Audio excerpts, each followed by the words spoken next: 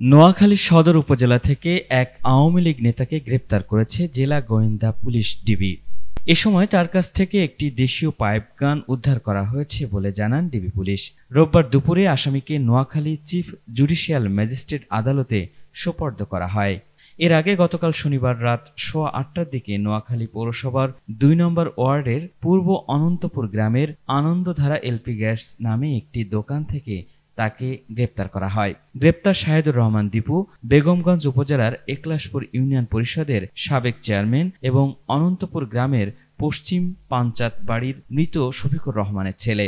জেলা গোয়েন্দা শাখার ভারপ্রাপ্ত কর্মকর্তা মোহাম্মদ আশরাফ উদ্দিন ঘটনার সত্যতা নিশ্চিত করেন। তিনি বলেন, গোপন তথ্যের ভিত্তিতে জেলা গোয়েন্দা শাখার বিশেষ অভিযানে দীপুকে গ্রেপ্তার করা হয়। আসামিকে বিচারিক আদালতের মাধ্যমে কারাগারে পাঠানো হবে বলেও জানান তিনি।